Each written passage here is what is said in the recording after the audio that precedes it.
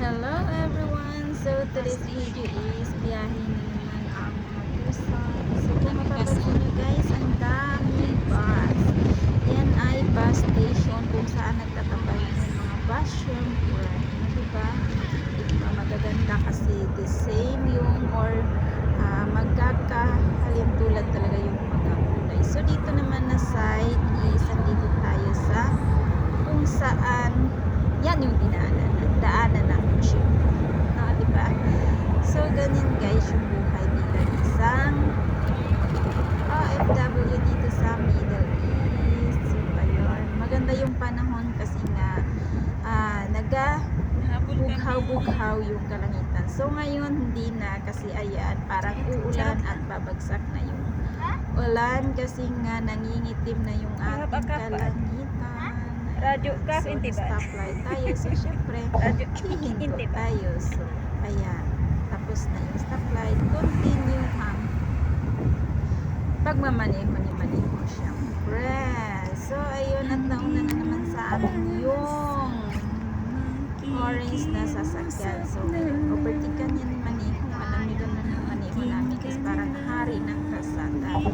So, ayan yung school bus ng mga bata kung saan pinipick up nila yung mga bata na iahatid sa eskwelahan. So, ayun kung mapapansin nyo guys, ayan, meron tayong tulay na mataas. I mean, bridge na kung saan ay second floor. I think kasi dyan dadaan yung mga sasakyan na ayaw disturbo or ayaw ng traffic. So, ganun lang katindi ang plano ng bansang ito. So, kung mapapansin nyo guys, araw-araw akong nag-upload ng mga traveler memories kasi nga always akong nagsusundo ng bata. Kaya always din tayong mag-upload kasi sayang naman yung mga madadaanan natin ng magagandang tanawin na hindi natin makukunan ng pwede.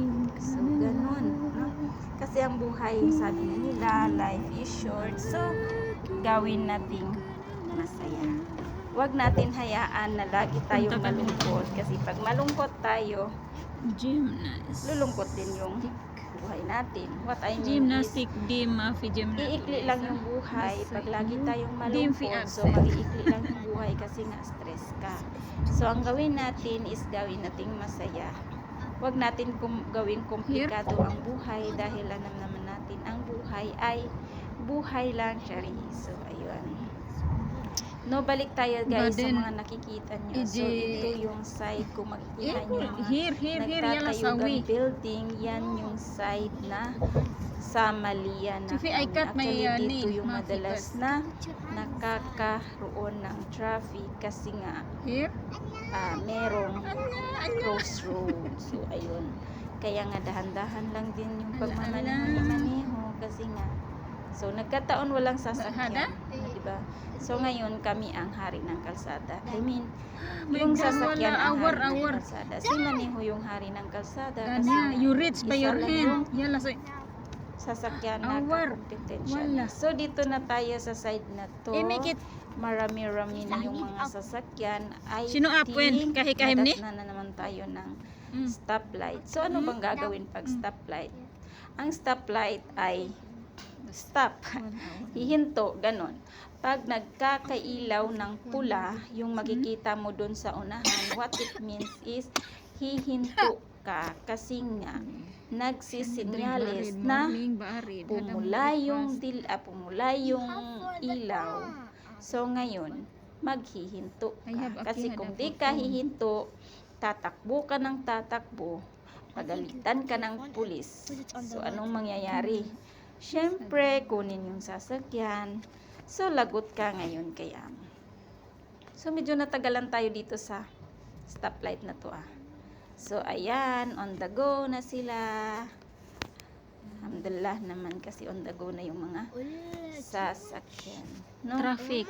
Kung mapapansin nyo guys, yung mga building nila dito sa Middle East is halos puro semento. Sa Pilipinas lang ang Too much. almost puro What sin ano ang have? nasa taas, no, yung bubong. And Minsan lang kasi yung mga giyaman yung mga rich people na magkakaroon ng second floor. So, yung mga rich na yun is magkakagawa talaga sila ng kanilang bahay na Madagasko sa magaganda, galante, kasi nga may kaya, mayaman, o diba? So, tayo naman, pero wag tayo sa mga mayayaman. Kasi alam nyo ba yung kwento ng mayayaman?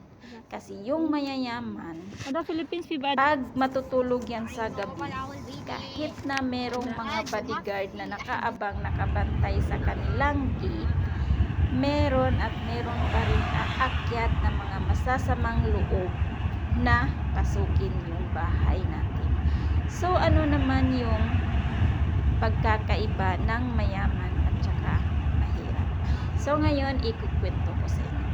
Yung mahirap, kasi mahirap na, kahit kubo lang yung bahay, nakatira sa bukid, malayo sa kabihasnan, puro damo yung sa kapaligiran, malayo sa bibilhan ng pagkain, and then yung bahay, halos bubong lang, minsan, yung dingding, sako lang, kasi nga, hindi natin afford ang magkaroon ng malaking bahay. So, ngayon, natutulog si mahirap kahit na walang pintuan, walang dingding, wala talagang magkaka-interest na pasukin yung bahay ng mahirap.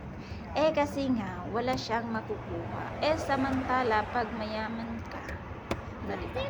Kahit ano pa ka private or close or sarado lahat yung pintuan, bintana, lahat ng bahay mo, papasukin ka pa rin ng masasamang loob. Lalong-lalo na yung mga mayayaman na masasama or maiitim ang budhi. Ganun.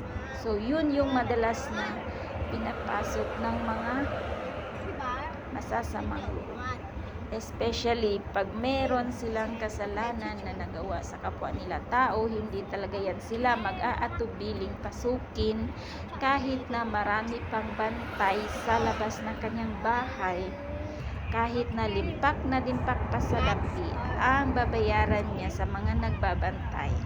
Kasi yung mga nagbabantay is tao lang din yan sila na naaantok. So, natutulog sila. So, may pagkakataon talaga si magnanakaw na mapasok yung bahay. So, ano nangyari? Nasisanti ang mga tagabantay. So, and then, in the few days or in the few weeks or in the few months, wala na.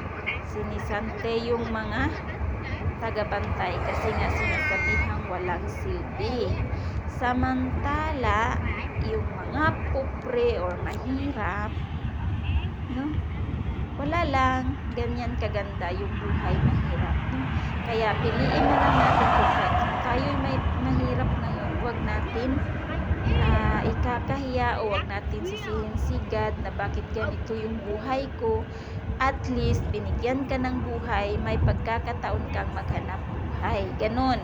Pag binigyan ka ni Lord ng kompletong kamay, paa, lahat na meron ka, gawin mo yun. Magbanat ka ng buto para magkakaroon ka rin ng kung ano yung gusto mong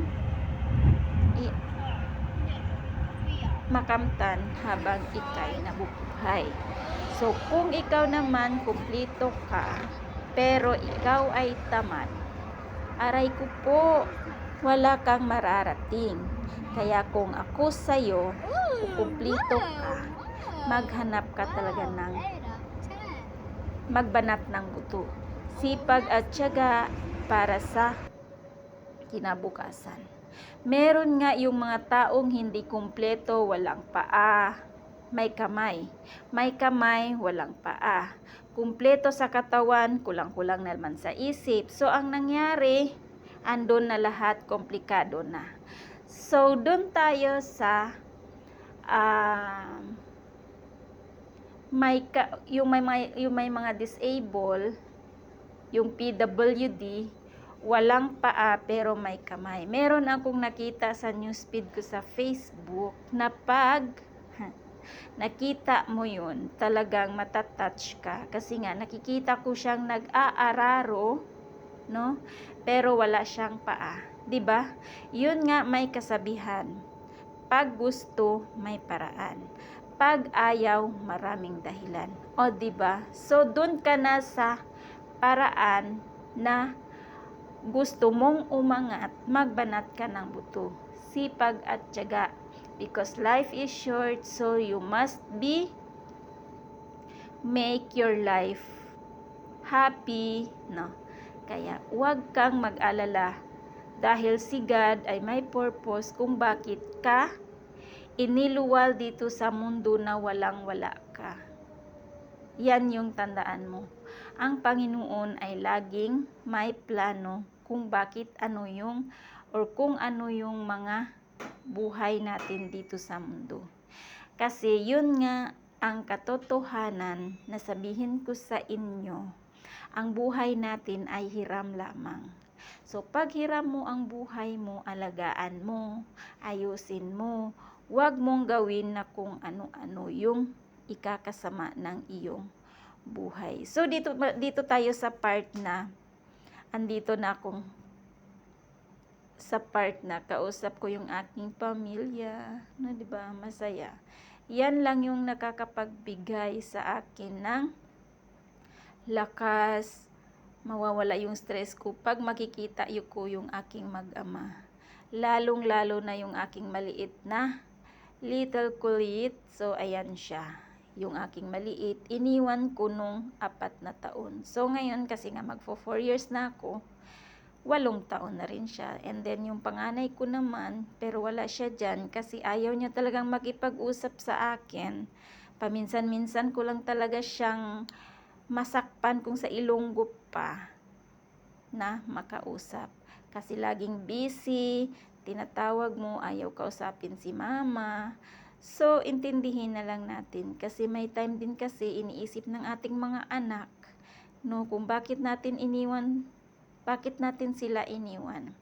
In short, doon tayo sa short answer na iniwan natin sila para maghanap ng pera, para makatulong sa pamilya.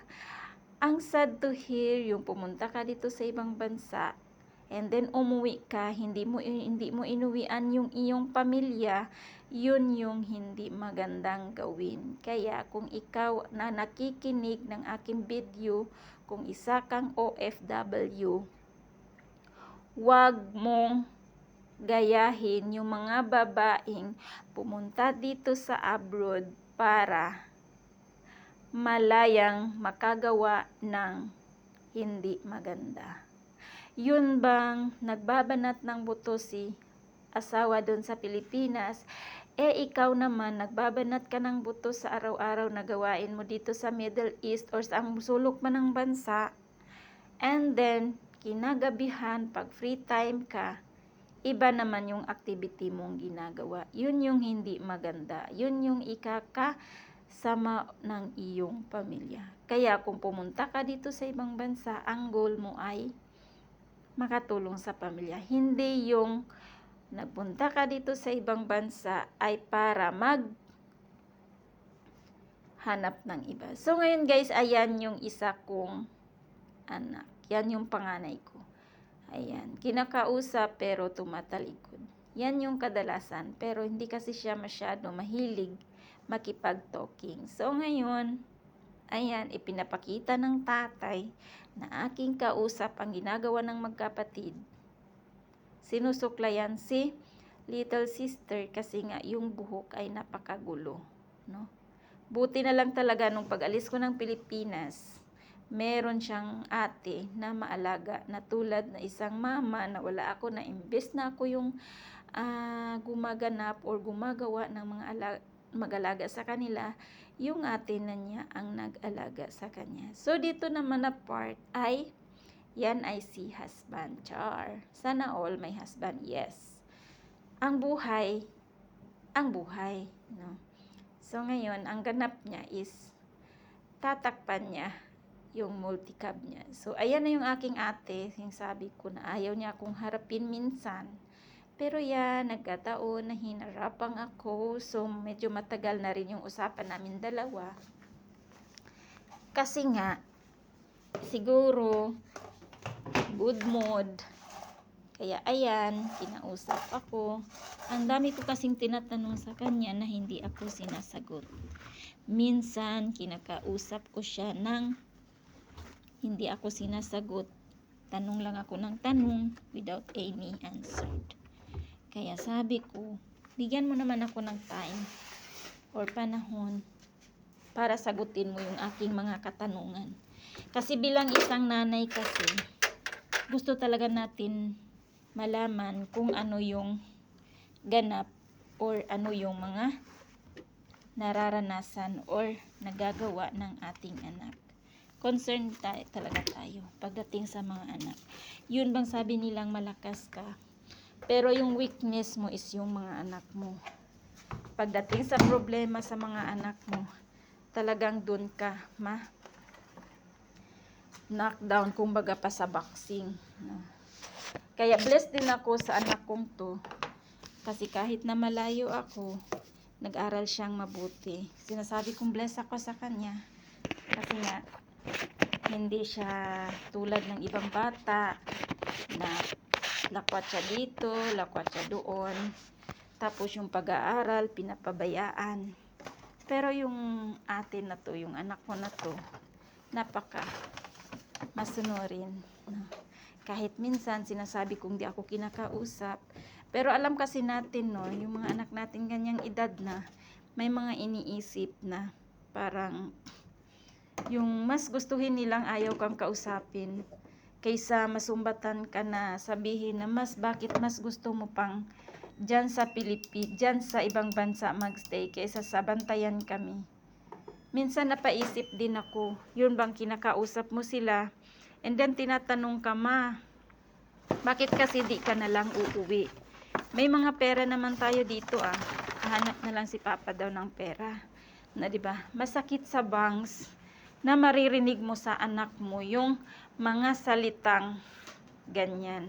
Sobrang nakakadurog ng puso. Yun bang kinakausap ka, uwi ka na, miss ka na namin. Yun nga, kasi nga may mga plano pa kayong gustong tuparin. So nag-renew ka ng panibagong kontrata. Ang nangyari, hindi ka makakauwi agad. Kaya medyo nagtatampo na yung anak. Sabihan ka pa na, sige na lang huwag ka na lang umuwi. Diyan ka na lang, alagaan mo na lang yung mga anak ng ibang tao kaysa sa amin na mga anak mo. O diba, ang sakit talaga sa part na marinig mo sa anak mo yung ganyang salita. Pero wala tayong magagawa, pinasok natin ang trabahong to. Kung ano man yung ibabato ng mga anak natin sa atin ng salita, tanggapin na lang natin. Pero sabihan natin, dahil din to sa inyo, kung bakit ako lumayo, kung bakit ako nakipagsapalaran dito sa ibang bansa. Yun din yung masakit sa part na stress ka na nga dito sa ibang bansa, stress ka pa sa problema sa Pilipinas. Pero we're so blessed din kasi nga nakayanan na, diba? Pero ang kakampi lang talaga natin dito, wag natin kalimutan mag-pray. Wag natin kalimutan na ang lahat ng pagsubok na dumarating sa atin ay may plano ang Panginoon. At lahat ng problema, i-pray mo kay God. Kasi yun nga ang sabi, pag hindi mo kwento or sabihin yung problema mo, wala siyang exclusive or sagot. Kaya kung meron kang problema, ipagdasal mo, isa-isa mong banggitin na bakit ganito ganyan, kasi yung bawat problema natin may solution. Hindi naman nagbibigay si God sa atin ng problema nang walang or hindi malalampasan. Kaya just pray and trust God for everything happened in our life. Dahil ang buhay talaga natin ay hiram.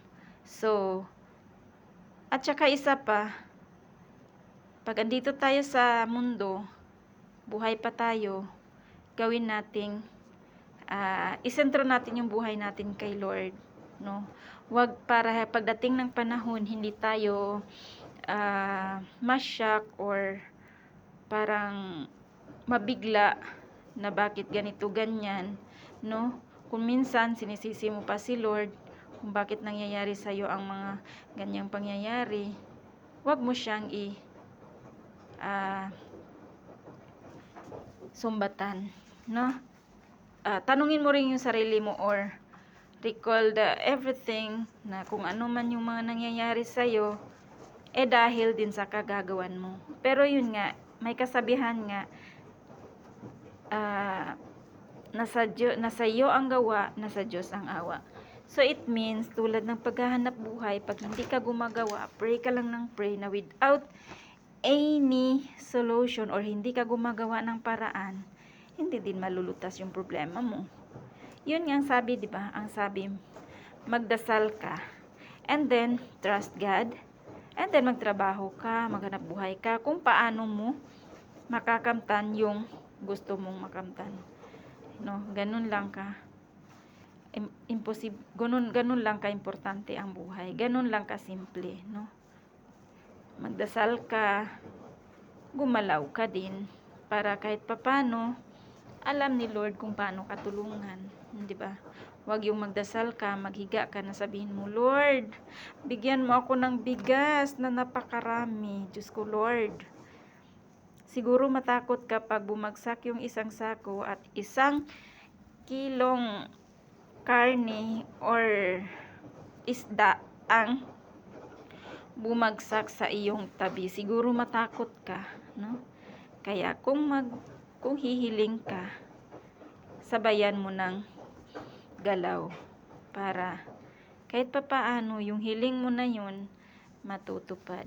Uy, andito na pala tayo sa part na nakabili na kami ng oink oink. So ayan, sa mga Muslim na nanonood, sorry po, investment po namin yan. Ayan, nakukyutan ka talaga ako sa kanila na para silang baby, no? Bagong dating sila, para silang mga baby na nakakatuwa talaga, no? Kaya sorry sa mga nakakamanood kung makita nyo to. Meron kaming oink oink, yan po ay investment namin, no? So ayun, diba? Maganda kasi pag meron kang alaga, parang nakaka-relax, no? Yung pinapakain mo, makikita mo sila na habang pinapakain mo, no, di ba? Ang tataba, buyag, kumbaga pasilunggo, no, ganyan. No, maganda kasi pag may oink oink ka, kasi nga parang yan ay bangko sentral, kumbaga yan yung pera mo na naipon, no? Kasi sa totoo lang, ang pag-alaga ng baboy is magastos pa rin. Pero pag masipag ka, pag marami sila, paldo ka rin, no, di ba? Kaya kung may pera ka, ibili mo ng oink-oink instead na ibili mo ng alak. Kasi ang alak, malalasing ka. Pero pag ang oink-oink ang binili mo, matutuwa ka sa araw-araw mong pinapakain na makikita mo silang andyan. Tapos sa isip mo, wow, soon ma-harvest ko to or ibebenta ko to and bibili ako ng ganito ganyan, di ba? Ganun kasimple ang buhay. So kaya mag-ano na kayo ng ganyang investment. So ngayon dito tayo sa part na papasok na nga ang ate ko, ang ate Abby, my eldest daughter. So ayan, grade 7, papunta na yan, prepared for going to school. So ayan, actually pinatira lang namin yan siya sa tito niya kasi nga wala ako, and then yung husband ko is busy din sa farm, kaya dyan ko pinagdesisyonan namin or pinaplanuhan namin na dyan siya patirahin, no? Kasi maganda din kasi malapit lang yung eskwelahan, school ba, kaya lang lakarin, no need mo nang magsakay ng brom kasi nga malapit lang yung school. Kaya yun nga ang sabi, pag gusto ng isang bata na makamit yung kanyang mga pangarap, kahit saan mo yan siya paaralin, as long as maganda at saka safety siya, hindi yan kukontra, no? Kasi interesado din siya mag-aral,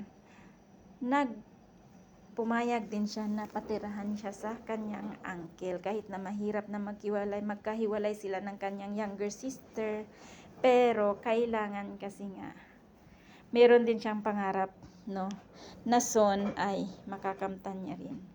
Maganda kasi yung sa isang bata na puno ng pangarap, no. So ikaw naman ng nanay, talagang matutuwa ka kasi ganito pala yung anak ko, gusto niya maging ganyan. So nakaka-proud kasi nga gusto mo talagang magbanat ng buto para isa tupad yung kanyang mga pangarap, no. Kahit na mahirap.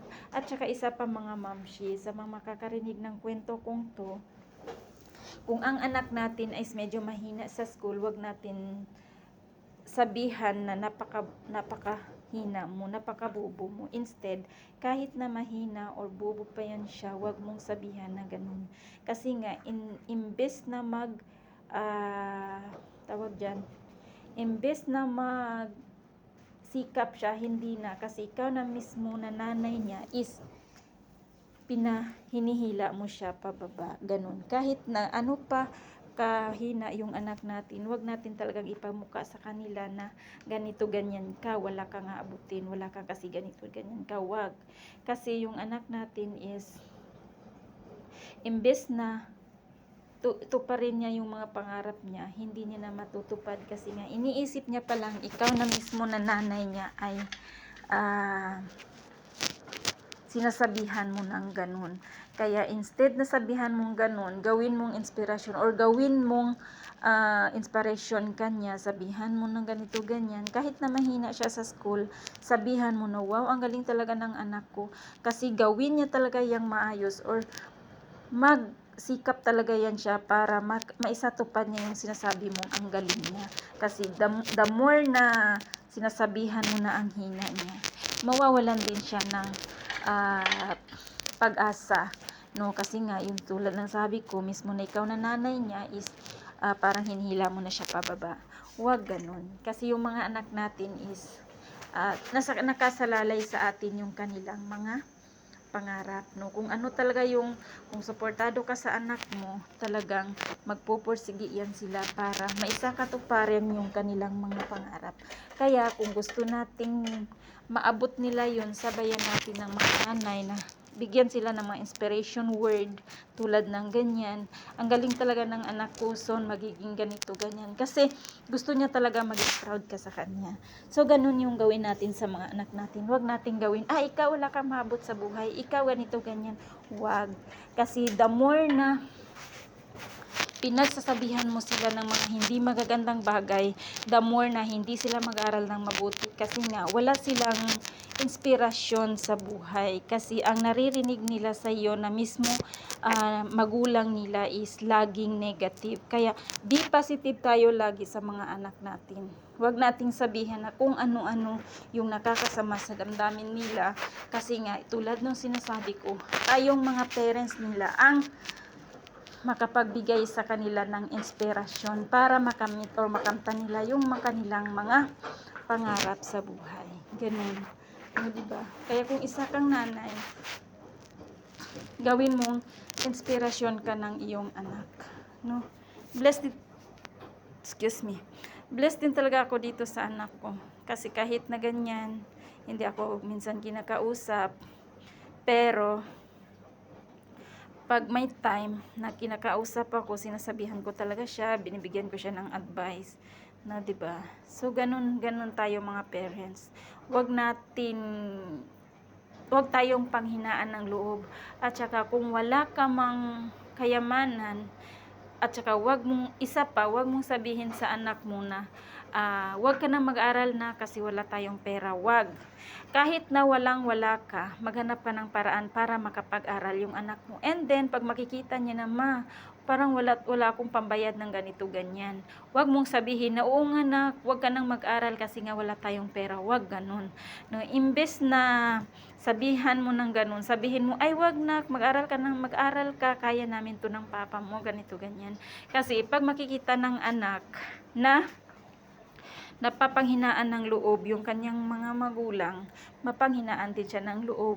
Wala siyang konsentrasyon sa school, no, 'di ba? Instead, kahit wala kang pera, kahit pa hindi mo na kaya, sa isip mo na wala ka ng panggastos, maghanap ka lang ng paraan kasi yung tulad ng sinasabi ko, ang Diyos ay hindi natutulog.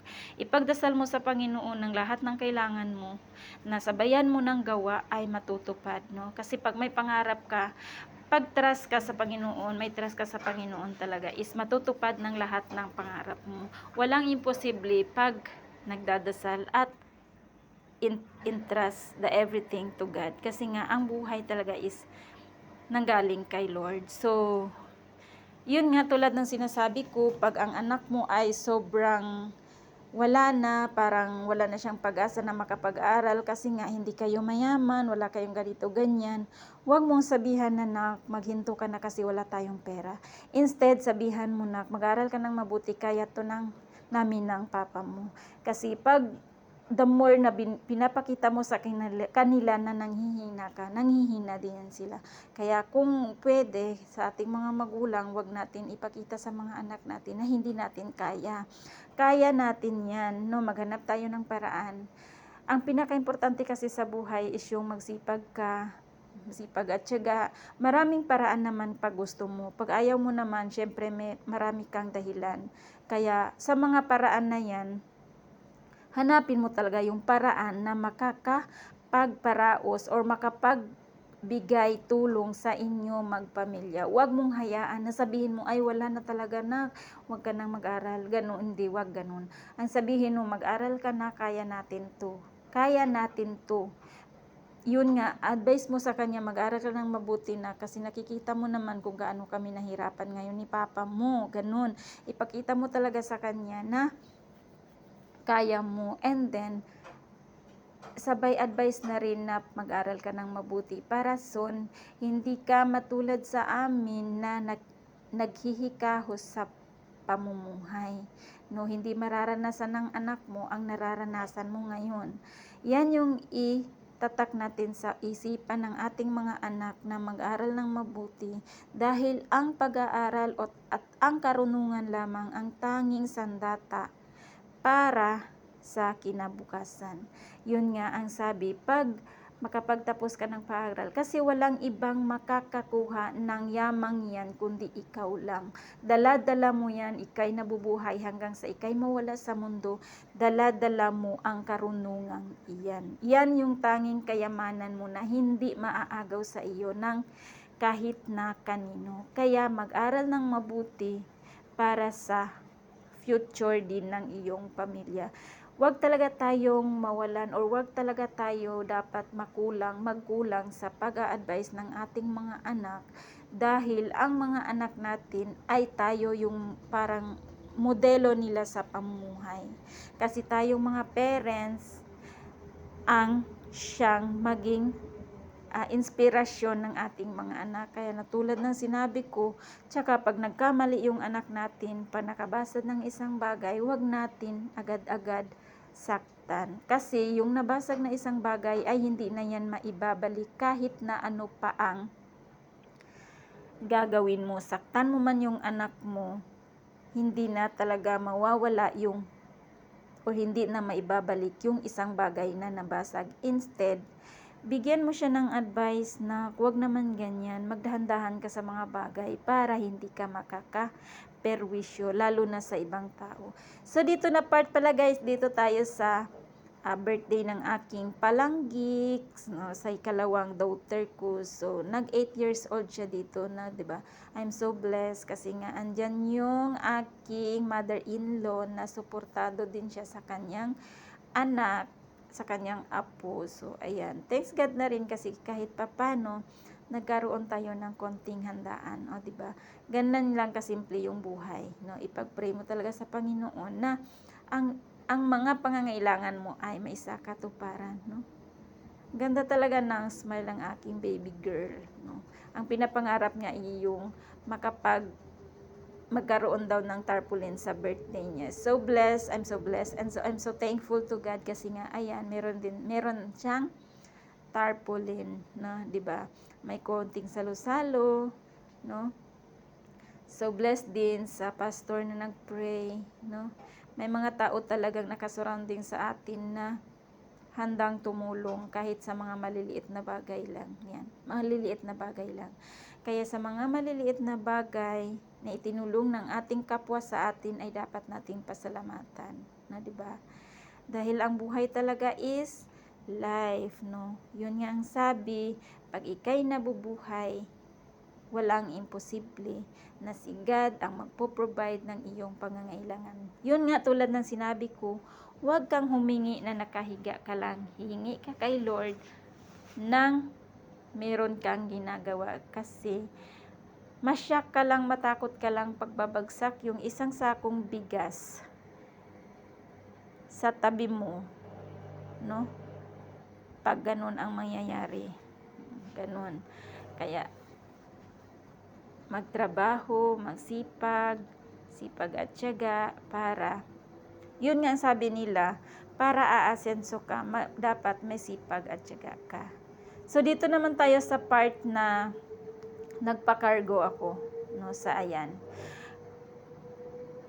Ang cargo na pinadalhan ko is yung Golden Express International Cargo.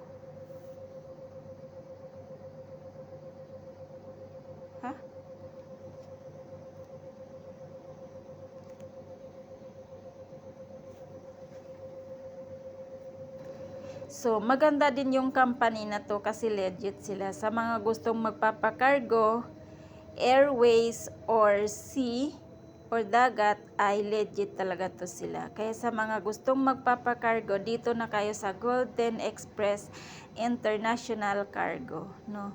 Legit na legit kasi 2 beses na akong proven and tested na talagang legit sila.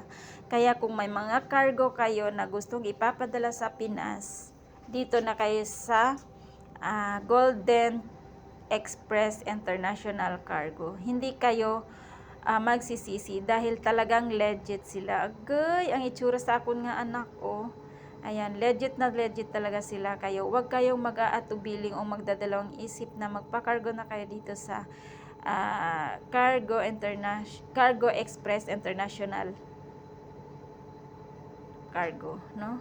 Ano ba yun? Golden Express International Cargo? Ganun ba? Oo, ganun. Ayan, dyan na kayo magpapakargo kasi legit talaga guys. So, ayan, pinick up na ni Mister yung aking pinadala. Mga damit lang naman ng mga anak ko yung mga pinadala ko, no? Kasi yun lang man yung kadalasan kasi nga kailangan nila sa kanilang pag-aaral. Gayang bangsang akon nga gamay. Nan, ganun. Kaya sa mga gustong magpapakargo, dito na talaga kayo sa Golden Express International Cargo. Ganun, no? Para hindi masasayang. Meron akong isang pinakarguhan dati, yung Makati Express, na isang company din, pero parang hindi din siya safety kasi nung huling cargo ko is medyo natagalan. Sobrang parang nanghihinaan na talaga ako ng loob kasi akala ko hindi na siya dumating. Kasi nga sobrang tagal, halos magtataon na hindi pa rin dumating. Pero yun nga lang, parang nabibigyan din ako ng pag-asa kasi nga yung contact ko sa company na yan is still online and nag-aasikaso pa rin or nagre-reply pa rin tuwing ni-chat ko sa WhatsApp. Kaya yun din yung maganda kasi nga huwag kayong mag-alala pag yung magpakargo kayo na medyo matagal pero may contact din kayo sa kanila at nagre-reply na rin yung contact mo, talagang delayed lang talaga yun. Kaya yun yung nangyari sa akin, inaaway ko na yung contact ko kasi nga sabi ko bakit wala pa rin yung aking cargo. Pero I'm so thankful na rin kasi dumating din siya. Pero almost taon na rin yung lumipas. Pero okay lang naman, at least dumating. Wala naman masyadong pagkain na inilagay doon. Kaya okay naman yung dating ng aking cargo. No, actually naglagay pa nga ako ng mga konting pagkain, pero hindi naman medyo matagal yung date before ang expired. Okay pa naman, no? Kinain din nila. Thankful na rin tayo kay Lord kasi dumating din at saka wala namang bawas. Ganun lang yung kagandahan sa pagpapakargo. Pero be careful talaga tayo sa kumpanya nating pagdadalhan para hindi tayo ma-scam, no? Yun nga, ang Makati Express kasi is parang isa sa mga kumpanya na hindi maganda yung kanilang performance. Kaya so dito naman tayo guys sa part na kandidata, no? Candidate yung aking anak sa buwan ng Mapuso, ganun. So ayan siya. Medyo na-disappoint din ako sa time na yan, kaya instead na white at saka pula yung o-orderin kong damit, ayan yung dumating, pink. Pero no choice tayo kasi wala nang time para pa maghanap kasi nga coronation na. So kailangan talagang ayan na lang yung kinuha, no? Kasi no choice tayo. So ayan, no? Coronation na nga. Natawa talaga ako dito sa partner niya kasi yung panghawak para bang siya pa yung babae. Nakakatuwa sila, di ba? Maganda din yung damit niya, nagagandahan din ako kasi pero parang medyo, hindi lang medyo kundi balon talaga siya, no? Maganda siya. So, yun lang guys, no? Parang nahahabaan na talaga kayo sa aking kwento. Pero wag kayong mahahabaan sa aking kwento guys, no? Pakinggan nyo ng inyong marinig ang aking mga storytelling, no, 'di ba? So ganyan lang ang buhay. 'Di ba? Ang cute nila, ang cute talaga nila. Na-cute-cutehan talaga ako sa kanila kasi yung boy todo hawak talaga sa kamay ng aking little girl, sa aking little princess, o 'di ba? Ganyan ka-sweet si little boy, no, 'di ba? Nakakatuwa. Ang ganda, nagagandahan talaga ako sa hair ng aking little princess. So yun lang guys, hanggang dito lang. Thank you for watching.